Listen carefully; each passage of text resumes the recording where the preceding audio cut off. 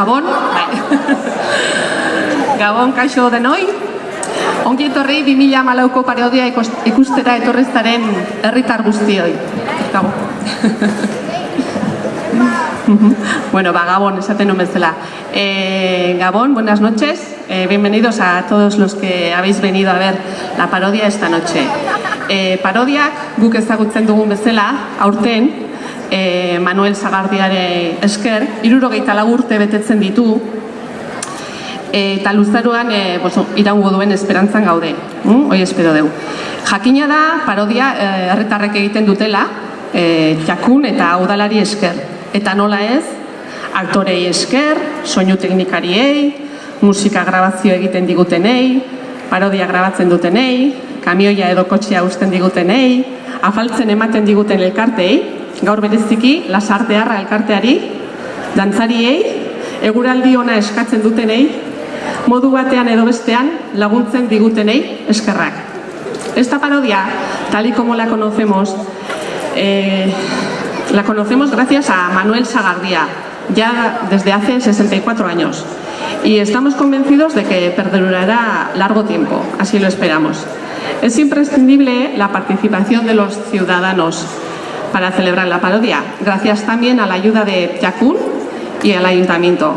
Gracias a los actores, a los técnicos de sonido, a los que nos hacen las grabaciones de canciones, a los que graban la parodia, a las sociedades en las que cenamos, hoy especialmente a Lasartearra, a los que nos prestan el camión, a los danzaris, a los que piden buen tiempo, a todos aquellos que nos ayudan de alguna y otra manera, gracias.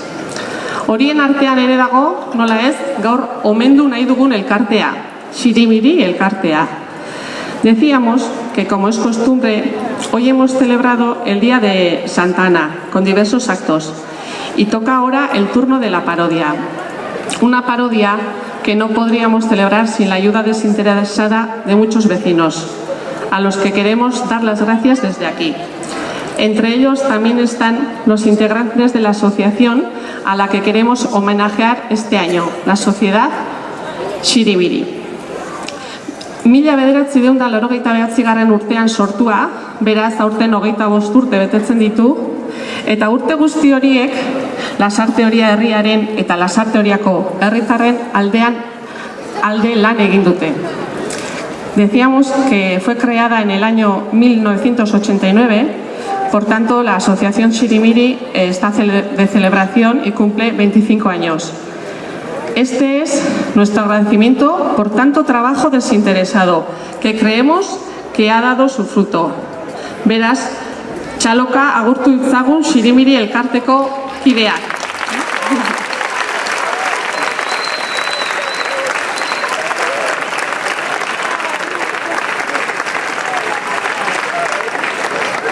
Bueno, eta berai oroigarri bat eman aurretikan, Unai Muñoa bertsolariak oparian azaltzen den bertsoa abestuko digu.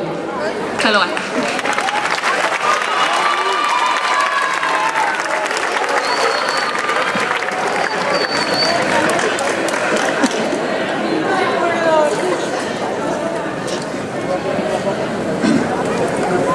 Mendela urden da sortu zinela, ta bizi-bizirik zaude. Garai luzean izan zarena, aleginaren sukalde. Etorkizuna marraztu nahian, bide beretsuan gaude. Mila esker eta mila zorion, Xirimiriko partaide. Gure bidea ez da ulertzen, zure aterperik gabe. Larai, larai, larai, larai, zure aterperik gabe.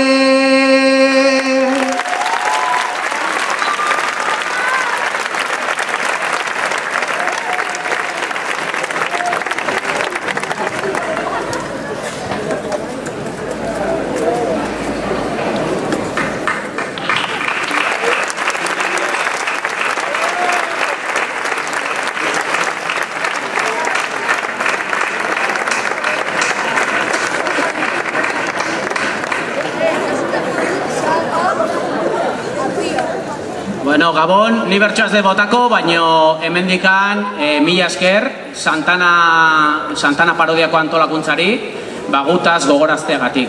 Eta, beno, 2014 urtea Sirimiri elkartentzat oso berezi izaten nahi da. Alde batetikan, ospakizun pila bateko ditugu, bai jaialdi erraldoia maiatzean, baita ere ekainan Sorgin Jaiko txupinazioan parte hartu genuen Oztarrekokin batea, gaur hemen gaude, herriti sortuta, herriaren zalana egiten, eta oso garro gaude. Zoritxarrez ezaten dut, epaketa baten sai gaude, sententzia bat, eta torkigu gainera, eta ez dakigu ze gertatukoan gure elkartekin hemendikan aurrea. Horregatikan, buen arte, jaso deun atxikimendu, bai elkarte eta herritarren ezberdinen atxikimendua, eskertzegoa. Eta besterik gabe, hemendik azertzen dugu epaiketa politiko gehiagorik ez, gora Sirimiri. Mila esker denoi.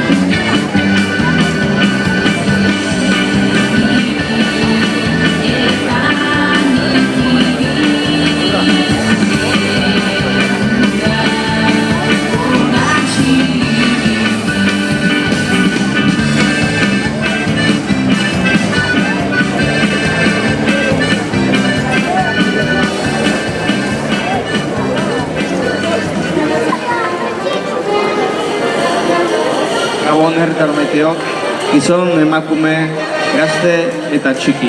Hasiera emango diogu epaiketari. Justizia egingo dugu. Tribunal ospetsu eta horretsu honen itartez. Lasarte Oria herriak, bi malapartatu hauek, Mikel Kortatu diru laguntza eta Miren Etxeberria garajegabe epaituko ditu. Eta zigor gorena ezarriko die beraien errua frogatzen bada. Estimado pueblo de Lasarte Oria, buenas noches. Y bienvenidos a todos y a todas, con edades confesables o no tanto, y los nonatos también. Van a comenzar este juicio para hacer justicia y reajustar las conductas de estos dos malhechores conocidos como Mikel Kortatu diru laguntza y Miren Etxeberria garajegabe, que serán condenados a la pena máxima si no se demuestra lo contrario.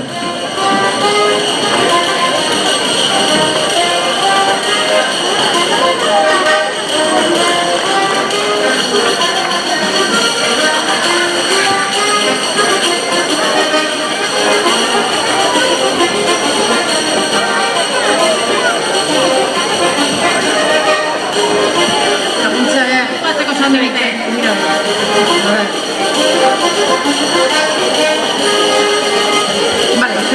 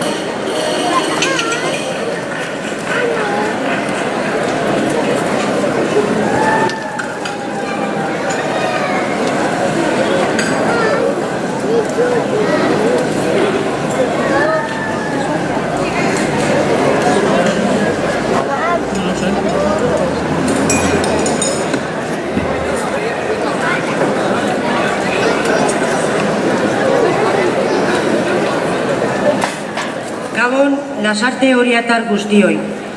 Buenas noches a todos y a todas. Como todos los años nos hemos reunido aquí el día 26 de julio para celebrar la parodia de Santa Ana. Y Dascari, Sí. me he olvidado el chorizo. Pero qué chorizo, pero mujer. ¿Te parece poco los chorizos que tenemos ya a nuestro alrededor? Bueno, pues con las sardinillas del Cantábrico ya nos apañaremos. Bueno. Epaiketarekin hasiko gara. Hasi zaitezte, mesedez.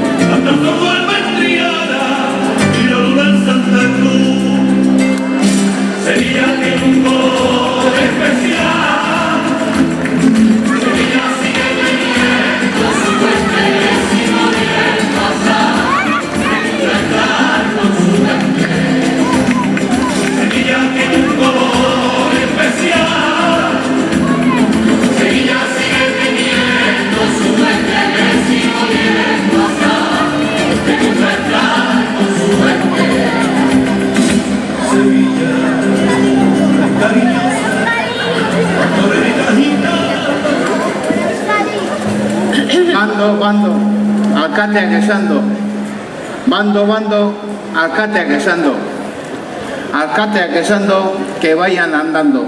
Eta nik esaten dut que mejor aparcando. Gabon, lasarte oriatar guztioi.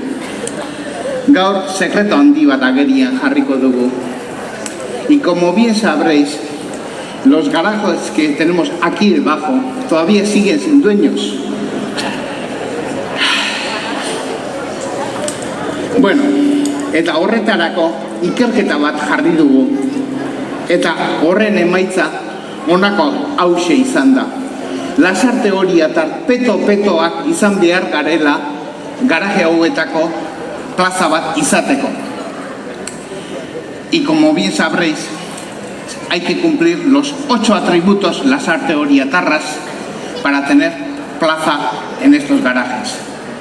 Y si no me creéis, aquí tengo la lista de los atributos.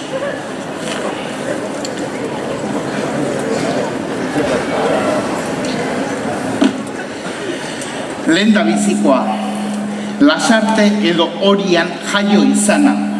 Hoi erresa da, ni lasarte janen aharikoa nahi. Kaka zaharra ni zubietakoa naiz.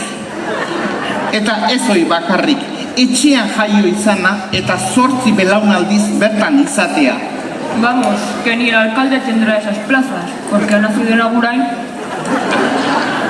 Bigarrena, hipodromoko apustuetan 7 kolokau, 3 irabazle eta 3 gemela irabazi izatea. Hirugarrena, monagilo izatea San Pedroko elizan. Toma! Azkorten Bingo! eta Orian. Antes era niña, ahora es bingo. Nik hirua betetzen ditut, así que netzako izango apartiñoi. El cuarto atributo es de que se tiene que estar asociado por lo menos en 4 asociaciones del pueblo. Baita zea ere, hoi, ez da galarditerrak ere, ez luteke beteko.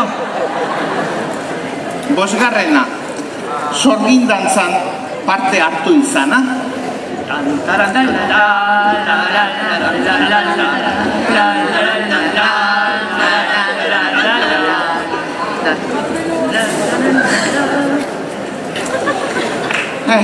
Seigarrena, lehenengo 4 abizenetan etxeberria izatea.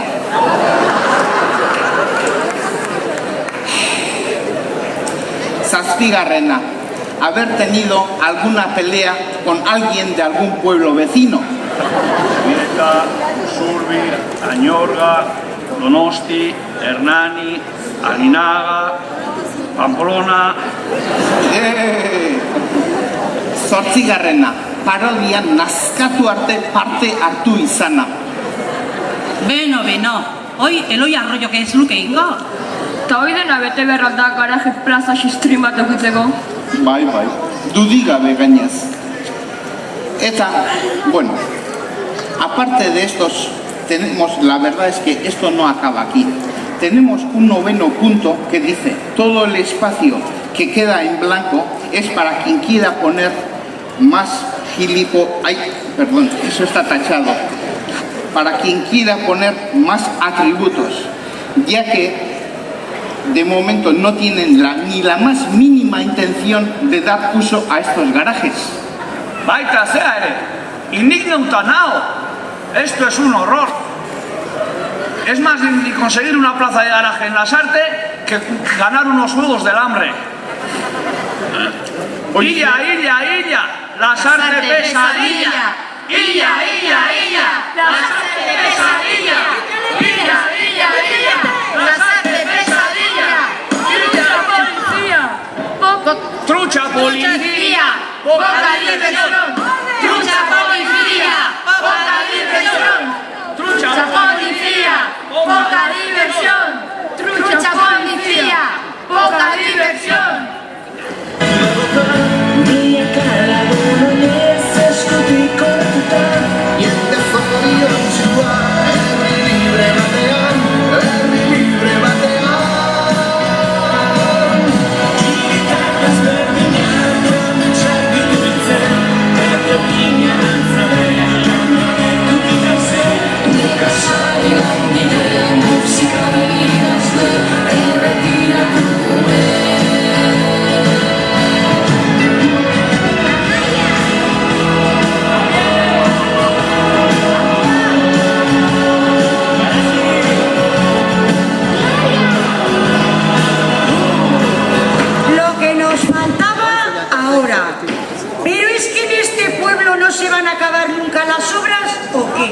Obras y más obras. Hortxe dago koska, señoría. Ha dado usted con la palabra mágica.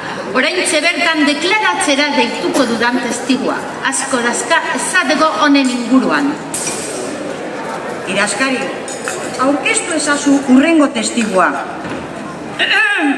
Idazkari! Dios!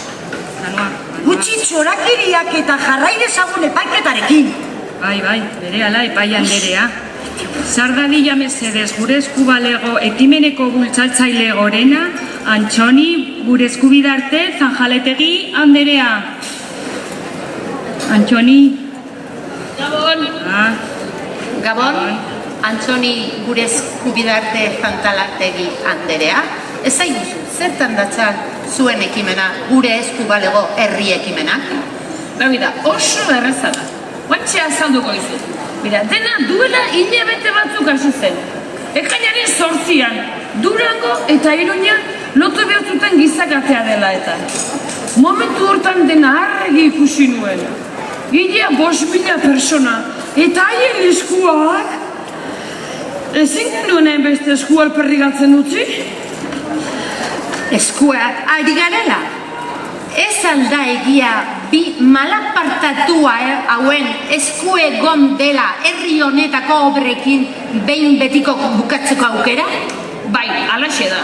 Izan ere, muturren aurrean izan dute herri honetan zeuden obrekin bukatzeko aukera. Baina ez dute ezertxo ere egin. Bi akusatu hauek buruz jokatu izan balute. Dagoeneko herri hau txukun alegoke. Guretxea taberna pareko pasabideare, paso zebraz alegitean, pintatuta legoke da honeko, baina hola, dotore asko, Eta, pintxopote egunetan, nola egoten dia, espaloian, tope, eta orduan, oire bukatuko zan. Eta, hain beharrezko dian, lurrezpiko pasabideak ere, bukatuta leudeke dagoeneko.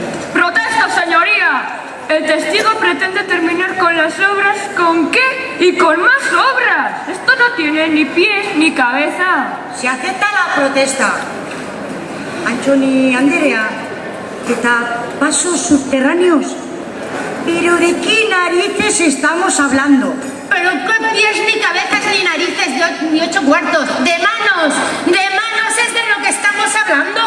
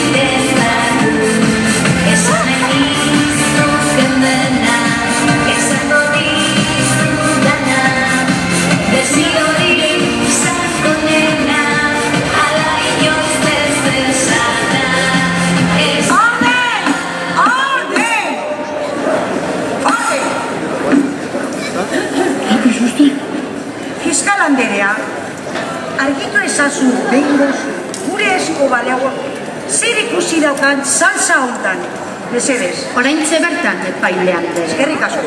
Izan ere, bi malapartatu hauek ez dute ekainaren 8an gizakatearen parte hartu zuten herritaren borondate ona aprobetxatu nahi izan. Si nos hubieran repartido picos y palas a los participantes de la cadena, bueno, mira, otro gallo nos cantaría. Se me ponen los pelos como escarpias solo de pensarlo. Eso sí que hubiera sido una movilización ciudadana en toda regla. 5.000 personas colocados estratégicamente por las calles de las Artes, pico y pala en mano. ¡Dale, que te pego! Un 2 por 1 en toda regla. Mientras reivindico el derecho a decidir, pongo al pueblo como los chorros del oro. Que si tapo los baches de la recta Michelin, que si pinto los pasos de cebra, que si llevo un paso subterráneo... ¡Protesto! ¿Protestante? Jakin aldaiteke zertaz ari den testigua. Un 2 por 1, ¿acaso merkadilean dela uste dut tipa honek ala zer? Protesta denegada. Ala, porque... Da, zer daukat txarretik merkadilloaga? Dena? Krisik egoera lantz honetatik ez da inor libratzen. Eta beti dago ondo oferten berri jakitea. Ezaiguzu Antxoni anderea. Bai? Zer da lurraspiko pasabide hoien kontua mesedez? Gabira, guaintxe ulertuko zute dena. Eskerrik asko. A ver, ¿acaso esan zeate kontuatu ostegun atzaldetan nola egotean herri ontako espaloi guztiak pintxopotea organizatzen duten tabernen parean? Tope! Tope, pintxopotea mogollon! Ala, venga! Ala, venga! Holaxe! Eta zu! Zer da hori, zer da? Zu bazatoz! Lanetik, etxea! Eta taka! Hor gehatzezea, ez atzea eta ez aurrea. Gurutzatu ezinik. A ber, nork ez du jarri bere burua arriskuan, errepidea jetxi eta kotxe tartean ibiltzeagatik. A ber, atxezko abandurri gabe. A ber, zenbat egaztut arriskoa jarri. 1, 2, 3, 4, 5, 6, 7, 8, 9, 10, 11, ala, eseri, nekatu nez da kontatzea beste, hombre. Ala, segi. A ber, eta gu bagenekin, erabakia gure esku zegola. Bai, eta soluziorik egokina zala lurrazpiko pasabideak egitea. Ekainaren 8an. Auzo lagunean, baina bizikin osoien erruz, etxe posible izan. ¿Pero tú no puedes parar de meter mano a todo lo que se menea o qué? Pues no. Obrerillo de pacotilla. ¡A por ellos! ¡A por ellos! Miqueletes, orden en la sala, orden!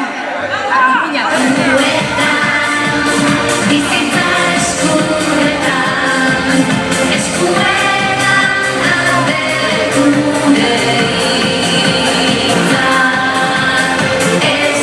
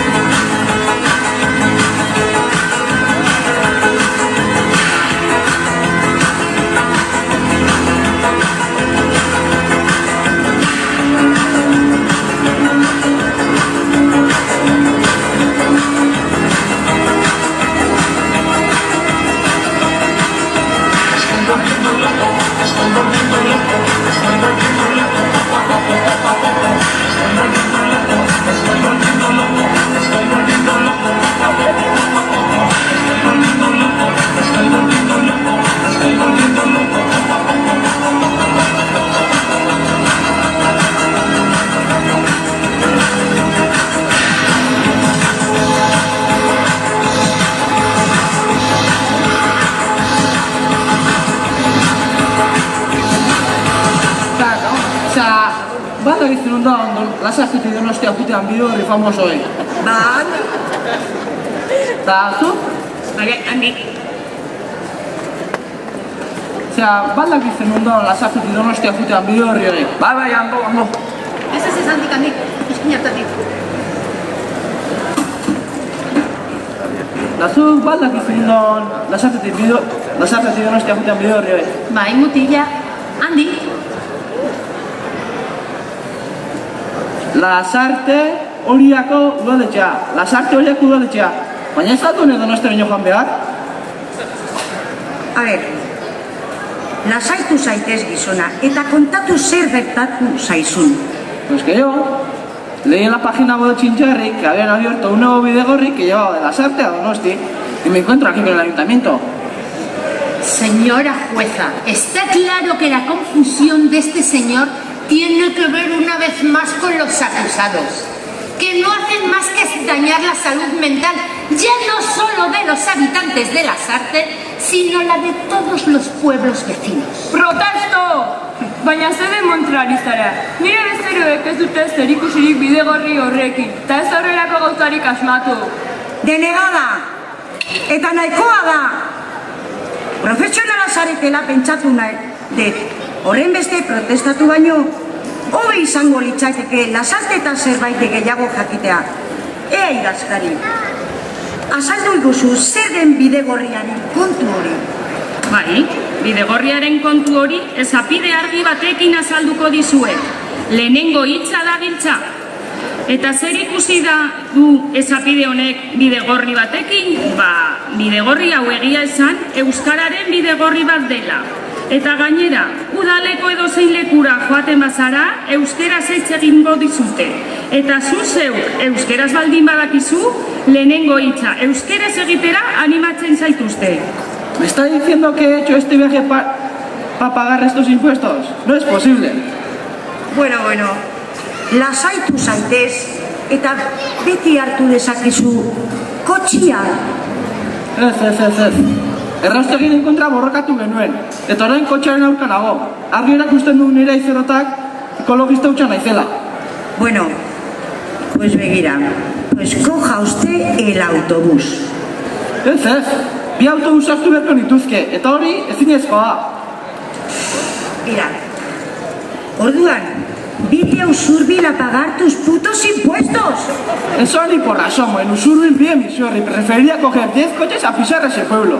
Ahora he comprendido todo, señora juez. Con tanta corrupción que hay en este país, puedo comprender perfectamente que los acusados fueran trabajadores del ayuntamiento y que la idea del bidegorri del euskera fuese de ellos. Y usted se preguntará, ¿y por qué? ¿Y para qué? Pues está bien claro, para hacerse con la recaudación de impuestos de San Sebastián. A ver, baina, zertaz ari zara? Zuen errualdan nire denbora xautzen egon izana? Ya estamos otra vez con la plasta esta. Pesada. Ya veo que seguís necesitando mi ayuda. Un par de obritas es lo que queréis, ¿no? Pues no hay ningún problema, ¿eh? Ni Lasartetik irten baino ez nahi. Ba, hoi ez da zu guztu bezain erresa, Ai, ni nahi ditun lurrazpiko pasagileak egin izan banitu. Aspaldi jakazinen erotxontatik amotel, baina holako ikuz baito. Utsu zazu erotxeta zitza egiteaz, ez da esaiazu non dagoen hemendik aterako noben bide horri bat. Abeira, jalgi eta goxogi, tarti hortan. Pero espere un poco. Ese bidegorri es peligroso, el viejo este. En ese bidegorri está el desierto, excepto cuando llega el toro. En ese momento es que salen todas las personas cansadas, agotadas, después de un duro día de busca de trabajo, con los cerebros parados, y se piensan que son ciclistas y andan por el bidegorri tan tranquilos, haciendo caso omiso a timbrazos e incluso campanadas. ¿Alguna vez alguno dice algo y tú consigues oírlo? ¡Mira por dónde vas, cabrón! Pero eso no es lo peor, De lunes a jueves, 5 menos cuarto de la tarde. Verás hordas de niños, niñas, en bicis, triciclos, andando, corriendo, así, a mogollón. Pero lo peor, amigo mío, lo peor son los padres que van empujando el carrito del bebé, y van por el Bidegorri y te gritan a ti, amigo mío, tú que eres el ciclista y vas por el Bidegorri y te gritan a ti, y tú que vas perdiendo el equilibrio, esquivando todos los obstáculos, como si estuvieras en una carrera de esas de videojuego, oye. Miqueletes, mesedes, eraman ezazuek tipa hori hemendik. Tú, pero espera un poco, que mientras no cruces ese Bidegorri los jueves por la tarde, nada malo te va a pasar. No, si yo no suelo pasar los jueves. No, lo digo porque los jueves hay pinchopote y en la avenida hace pleno, y la acera está colapsada. De esos transeúntes que vienen agotados después de un duro día de búsqueda de trabajo, con el cerebro parado, pero con una copichula de más. Tú no sabes qué es pasar por eso. Ahora sí gatik erabaki nuen, lurrezbiko pasabideak egitea, oizan irtenbideiko nena. A ber, altxaskuak, zenbat zaudete lurrezbiko pasabideen alde? Bat, bi, hiru, lau, bost, hamar, hogei eta hamar, berrogeita hamar, Maria Díaz, señoría, señoría. A ver, nahikoa da, irko honekin, dena kanpora, Mikeletes, kanpora!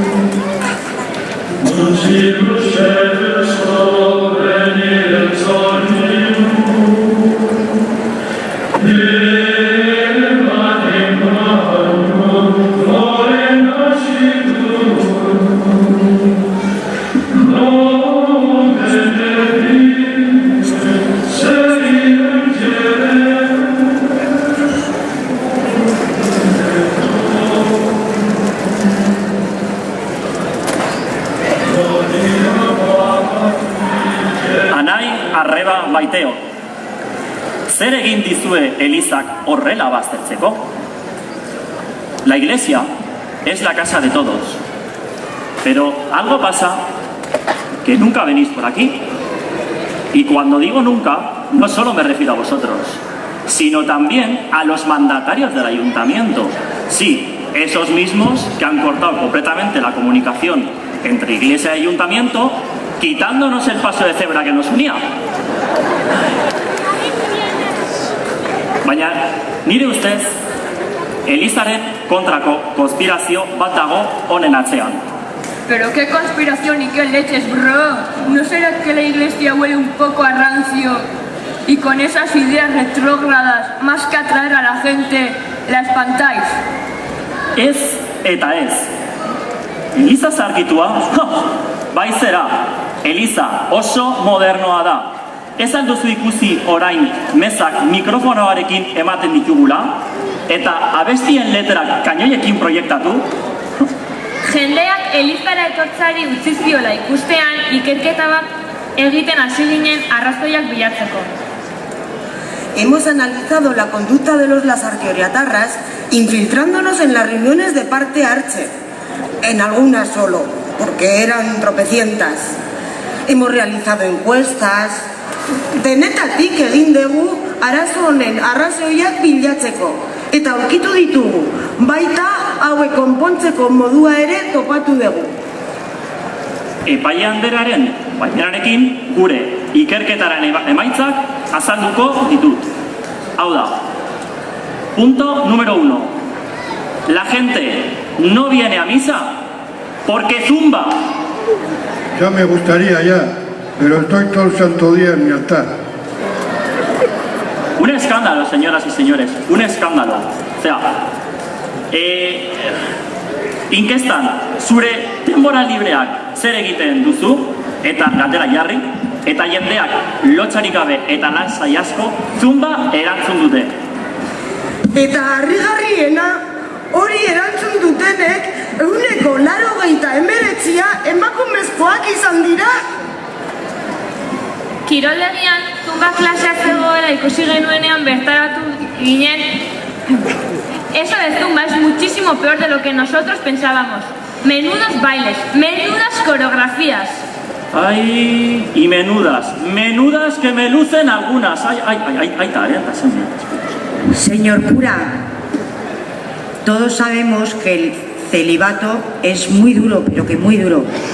Pero no se nos desvíe eta gaiaren harira mesedez. Bai, zumba zer den ikustean ideia bat izan nuen. Hau da, 1, 2 por 1. Otoi egiten duzun, bitartean ariketa fisikoa egiten duzu. Izena eta eslogana ere jarri diogu. Rezumba! En la iglesia de San Pedro reza y practica zumba. Desde el bautizo hasta la tumba. Anima tú probatzera. Eso sí, veniros con una toallita, porque entre el barniz de los bancos y el sudor que dejan algunos, ya se nos ha resbalado alguna moña en misa de luz. Pero qué barbaridad. Este sí que merece estar aquí en el banquillo. Esto de la rezumba sí que es un delito. El guri aita a ritmo del reggaetón. ¡Jesús! Ay, no. Eso es porque tú no lo has practicado aún, ¿eh? Claro que no. Porque con la rezumba purificas cuerpo y alma.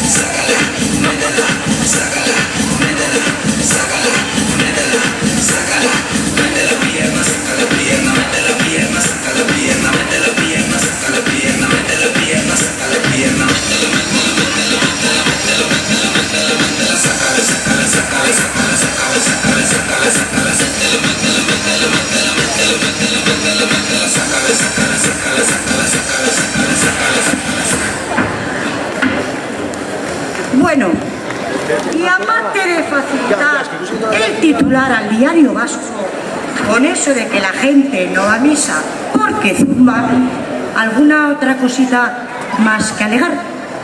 Bai, siguiendo con nuestra investigación, hau da, bigarren arrazoia. Jendeak ez daki ezer egiten teknologia berririk gabe. Les quitan el internet, el móvil o la tele y se sienten en la prehistoria. Aurrera, pausu handi bat emango dugu proiektu berri batekin. Evangelio 2.0 es el nombre del proyecto. Tecnología pura y dura para el creyente moderno. Proiektu honen puntu aipagarriena, barkatu, hainbeste zunbagi. Esaten duen bezala, proiektu honen puntu aipagarriena mesa WhatsApp bidez ematea da. Pura comodidad, estés donde estés, sin tener que ir a la iglesia. Lauteztu mezu bidaliko dira. Apaizaren zermoia, erregu eta otoitzak, bede inkapenak eta domunari dirua emateko kontu korrontea. Baita audio bat. Elizako kantuak jasoko dezue zuen ipodean entzuteko. Es de la erosoa, pero esperad, aún hay más. Tenemos una segunda parte de este mismo proyecto enfocada para los adictos a las redes sociales. Cada semana pondremos tanto en Twitter como en Facebook un versículo y los usuarios tendrán que adivinar en qué página de la Biblia se encuentra. Asmatzen duenak bidaia zoragarri bat irabaziko du 2 pertsonentzako. Nada más y nada menos que... ¡Un viaje a Lourdes! ¿Cuánto tiempo dicen ustedes que les ha llevado pensar eso? Eskertu konioken erabiliko duzuen telefona esango bazenigu. ¿Ven cómo la gente ya se va animando? No, si yo lo decía por bloquear el número más que nada, ¿eh? Bueno, ikuste dudarez, zerrenda ez da maitu. Ea zer astakeria gehiago bururatu zaizkizue. Bueno, también hemos podido comprobar que los negocios que mejor funcionan y que mayor prosperan en la Sarteoria son panaderías y fruterías. Elizak ere sufritzen du krisi ekonomikoa. Elizak kotilatuak konpondo ditu eta ordaindu behar. Eta dirua lortzeko ideia zoragarri bat izan dugu. Guk, Brigidetako monjok, negozio berri bat martxan jartzea erabaki dugu. Konbentuaren atzekaldean dugun soroan, estropetzen ez duguten bitartean behintzat, fruta arbolak eta landareak landatuko ditugu. Eta sukaldeetan, pastelak eta mota ezberdinetako goxoak egingo ditugu. irubericoitz.kutixisantubak.com webunean topatuko duzue produktuen kataloga. Almendrados, pasteles, pastas, bizcochos, tejitas, lacitos de hojaldre, tortas de San Blas, hojillas de San Marcos, pachinchis, yemas, merengues, pastel vasco... Aukera zabala da. Morirá. Y en cuanto a fruta, ofrecerán solo fruta de temporada. Begira. Sagarrak, perak, mandarinak, meloia, sandiak, baratzuriak, gajos, tipulak, tipulinak, tomateak, coles de Bruselas, coles de Lasarte. Con todo eso que has dicho se me ha hecho la boca agua. Eso tiene que ser teta de novicia. Pues sí. Y cabe decir que además nuestra intención no es hacer daño al comercio del pueblo, ¿no? Ni mucho menos, puesto que todos estos productos serían vendidos en las tiendas del pueblo, quedándose así los comerciantes con un porcentaje de la venta. Denok irabazten dugu honekin. Por fin una propuesta inteligente. Y no tendrá más de esas, ¿verdad? Pues sí, teníamos un par de ellas, pero la mano negra que quiere unir la iglesia nos las ha chafado. Eta, ya, por pura curiosidad, kontatu zer gehiago egin behar zenuten ba? Bueno, nos llegó el zurrumurru de que el ayuntamiento manejaba un dineral este año para las fiestas. Y nosotros les propusimos un grupo buenísimo que está muy de moda. Son unas hermanas con unos cánticos religiosos fenomenales. Las Flosmeri. Baina justu San Pedrotako egunak okupatu alzituzten.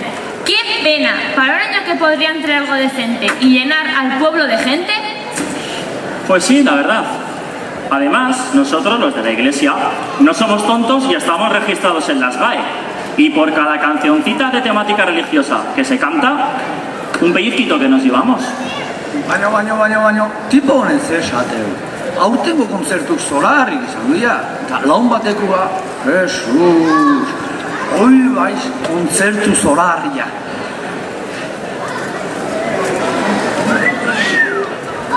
Zeruan musikak baldin bat, berri txarrakena izan behar du. Hoi bai diala jainkuak. Bueno, apaiz jauna, gustora geldituko zinen esandakoarekin, ez? Bai. Bai? Lasarteko herriak entzun ditu zuen kesak eta proposamenak. Orain, hauen martxan jarri eta datorren urtean kontatuko diguzu zer moduz funtzionatzen duten. bai? Bai, baina... Barkatu epaile, barkatu. Baina ez nuke joan nahi Elizaren aurka egin duten ekintza fuerteena salatu gabe. Juan Carlos erregeak jubilatu eta semeak kargu hartu. Ai, qué recuerdos. Años veraneando en Donosti y sin fallar ni un solo domingo a misa. ¿Y cuántas horas que habrán metido estos golfos en las artes? Sin faltar, por favor. Barkatu. Quería decir que cuántas horas habrán metido estos en el golf de las artes. Zenbat partida botako genituen elkarrekin. Ea nor, zuloan lehenago sartu. Eta orain, ez Donostiaz, ez Lasartez, ez da Eliza zere ez dira gogoratu. Misa zumbe bat ere ez, ni un amén, ni un Padre Nuestro. ¡Qué desfachatez! Ah, eso sí, cuando se mueran bien que querrán un funeral para la absolución divina. Ba, ikasiko dute hauek. Mezen ostean, Juego de Tronos telesaileko kapitulu bat jarriko dugu. Jendea ideiak hartzen joan dani. Elizarekin ez da jolasten. Nik nuke jende gehiegi animatuko. Telesail horretan egiten diren gauza gehienak delituak bai dira, eta gu lanez lepo gabiltza. Bai, nahikoa lan ematen dizue gaur egun monarkia zuei, Baita erlijioak ere, ez pizza! Uy, bueno. Antes de que me salpique nada, me iré ya despidiendo. Bedeinkatuak zuek eta zuen arimak. Jainkoak gorde zaitzatela bere bihotzean. Eta bere WhatsAppeko agendan gorretzea nahi baduzu, idatzi Evangelioa 2.0 zenbakira.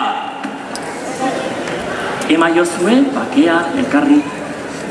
Está llorando, faltará morir. Tranquila que yo sé de algo que algo en tu corazón. Todo se olvida mirando, así que sonríe, no llores. Pero no te olvides sus penas, lágrimas y dolores. Dale, que esta noche se derrumba.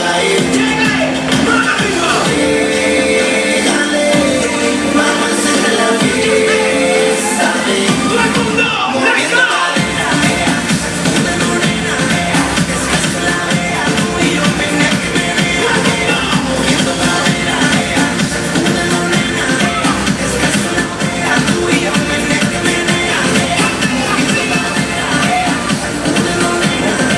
Fiskala, azaitezke azkeneko akusazioarekin, mesedez. Mila esker epainetzi eta gurgarria. Herritar maiteo, bizilagun estimatuo, hemen bildu zaraten Lasarte hori guztia. Orain datorrena, orain aipatutako dudana benetan akusazio larria da. Urteak daramatza ofizioan. Urteak jendillaje kontu eskutuak aizatzen. Urteak jendillaje tejeman nehilunak argitzen. Jarri hemen eskua eta hartuan dirua ikusten. Jendillaje honen txakurkeria galanta pairatzen. Eta azken hau. Gaur hemen eta orain azalduko dudan azpijoko berri honek txiki usten ditut orain aizteko. Txiki bai, oso txiki. Gaur goizu eratu nahi nuke, fiskala gehiago luzatzen bada, epaiketa ez da sekula amaituko. Zein da horren arazo larri hori? Etologia. ¿Eto zer? Pero que ladras, pava? Etologia eta etologia. Baina zer da etologia? Bi malapartatu hauek herrien partitutako folletoren arabera. Animalien portada aztertzen duen biologiaren atala. Nik eginen nuke protesta, hori akusazioa ez baita. Onatua eta fiskala nora iritsi nahi dezu? Epaimai agurgarria? abokatua.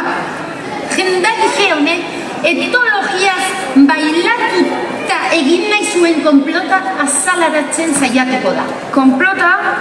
Zure konplota, herri honek pairatzen duen arazo bati nire bezeroek eman dieten soluzioa da. Noiztik da delitua herritarren alde egitea. Noiztik da delitua EUTB astibiko bat defendatzea. Noiztik da delitua gure kale eta espaloiak zikintzen dituztenen aurka egitea. Noiztik da delitua lasarte horiatik txakurkakak desagerrarazina izatea. Protesto, protesto eta protesto! Fiskalak egon behar duke xerleku horretan eta ez dire bezero agurgarriek. Bai, abokatuak arrazoi du, mi senyoria. Ni naska eginda nago txakurren kakekin. Nik ez diot txakurrak seriak direnik, ez horixe. Txakurrak dira jakina. Txakurren jabeak dira xerriak. Bi hankadun xerriak hala ere. Xerriak xerri izateagatik ez baitute kulpari. Hainbeste kostatzen alda txakurtxoak utzitako paritxoa jasotzea? Bueno, txakurtxoak. Batzuk irizkoak dira. Eta egindako edopositoak poltsa batean ez, ia sabor poltsa raldoi batean jaso behar dira. Bueno, jasotzea ez dela bat ere kostatzen. Bai, txakurren kakan arazoa larria da, bai. Beno, eta baita, suelto dauden baldozena ere. Ze horietako bat zapaltzen duzunean, ez zara kakasten. Beno, bai, baina bestera batera, eta mi senyoria, listo para sentencia. Fiskala galdu du, eta orduan, fiskala erreko dugu. Ixo! Hori nik erabakiko dut eta. Idazkariak arrazoi du, fiskala behar da erraustu. Ez pasa. Hemen nik agintzen dut eta nik erabakiko dut nor erretzen den eta nor ez. Fiskala mesedez. Deitu behingo zure azken lekukoari, epaiketarekin jarraitu nahiko genuketa. Mesedez.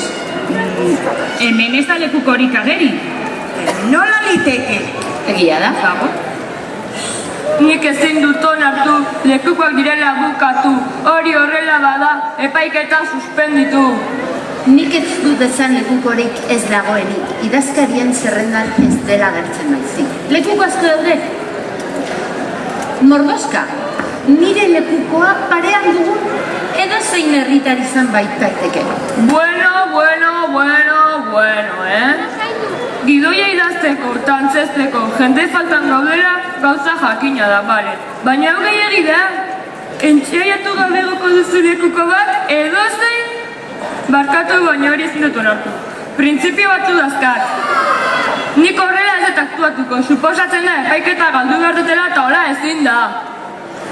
Bale, plazakoa ez bada, holtza gaineko bat deituko dut, adibidez... Basajagun! Hori ezinezkoa da, Basajauna foratua da. Holtza honetako jende guztia bezala, epaimai honek ezin du epaitu. Egia da. Gu guztio, instantzia gorenek baino ezin gaituzte epaitu. Santana, baino gorago dauden instantzia gorenek. ¡Hip, hurra! ¡Hip, hurra! ¡Qué morro tienen los aforrados estos! Ixo! Fiskala, derrepintimintean ez badezu lokukorek deitzen epaiketa amaitutzak joko dut. Eta jakin ezakzu beheko instantziako praka gorria ez dela zua biztu gabe gildutuko.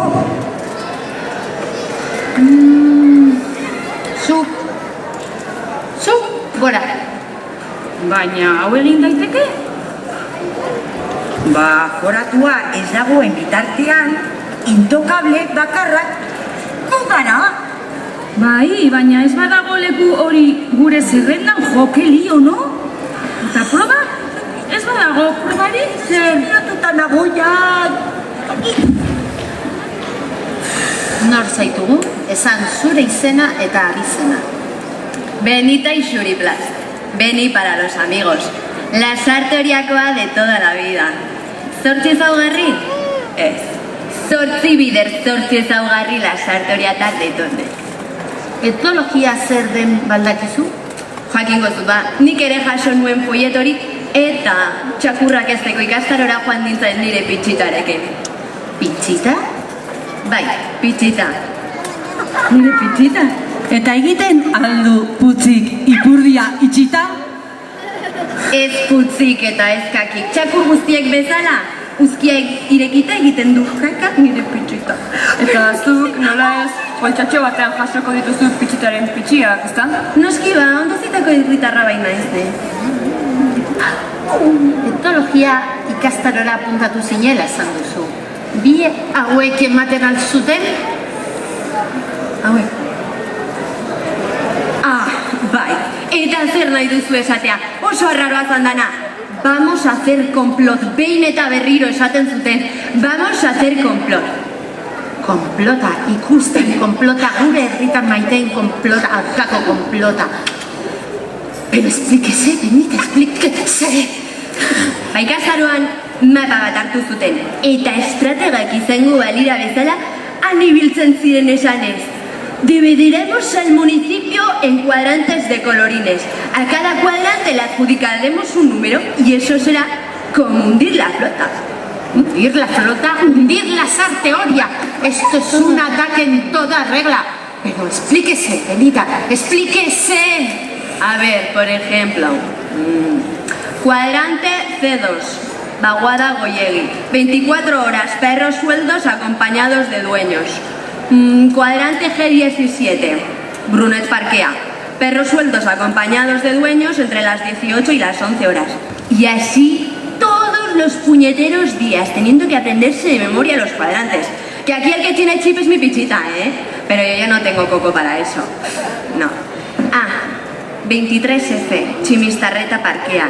No se autoriza la estancia de perros en el césped. ¡Protesto! Eso no es un complot. Son medidas que agradecemos todos por el bien, por la salud de nuestros parques, vamos. Faltaría más. Epaimaikideo konplota non dagoen jakine genuke. Kontenedoretan. Baina... ze kontenedoretan? Marroietan. Baina herri honetan ez dago kontenedore marroi. Nola ez dira ba izango. A ver, urdinan papera, horian plastikoa, berdean beira. Bera? Zurian arropa, pila hori enanoetan. Naranjan olioa eta marroietan... Marroietan konplota! Fiskalaren konplota. Protesto! Ez galdu, kompostura. Hori ere salatu nahiko nuke, bai. Bai, aurreko bezalako akusazioa botatzen baduzu, nire besteruek eskerteko dizute? Txakurrek beren egitekoak egiteko lekua izatea ondo dago. Baina zer gertatzen da gure etologiarekin? Zer gertatzen da guk ere zarrasta botatzeko gogoa dugunean? Txakurreko 23 kuadrante dituzte eta gut bakarra eta frontoiaren ondoan. Ez dago eskubiderik, porque ¿dónde me desahogo yo? ¿Dónde me desahogo yo? ¿En el parque ahí? ¿En el frontón? Mira, mucho cuadrante de colorines, mucho cuadrante... ¿Qué te pasa? ¿Qué te pasa? Que no me pienso tranquilizar, no me empieces a tocar los ovarios, Mucho colorín y mucho cuadrante y un solo baño público. Si es que no hay derecho, ¿qué tengo que ir con la bolsita para mí? Menuda ordenanza perruna y menuda vida perra la nuestra. Si es que entre próstatas e incontinencia nos quieren a todos en casa. Lasaitu. Oso lasai dago! Eta ez ikutu!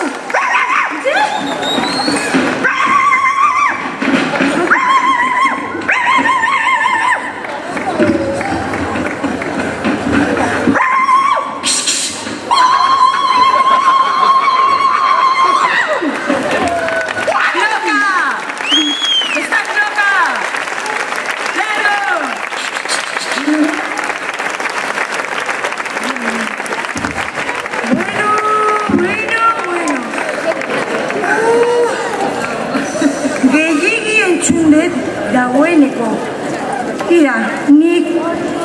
nik ezik mundu guztiak eskakeatzen da bere lanetara.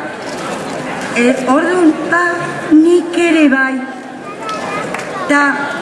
yo presido, pero no decido. Basajaun, Guapo, ¿qué hacemos con este pan? Etxerako edo laberako? Euskal Herriko basoen eta mendien errege, nik basa jaunak lasarte horian egin dituzuen maltzurkeriak eta trikimainuak ikusita, errudun zaretela diot, zutara konderatzen zaituztek eta zutara joango zarete. Jainko arre, Santara San Joaquin, arren eskatzen dizuet, lagundu nire belzero, arren. Ez gara inor, zue arrazo lurtiarreta sartzeko jaikoaren lagun gara eta guk egin dezakegun bakarra. Gaur hemen bildu garen. Bedeikapena ematea da. Bedeikatua zue jaikoaren grazia. Emazue pakea elkarren. Zutara kondenatuak zaudete eta zutara eramango zaituztete deabruak. Hasi da dilakelarria!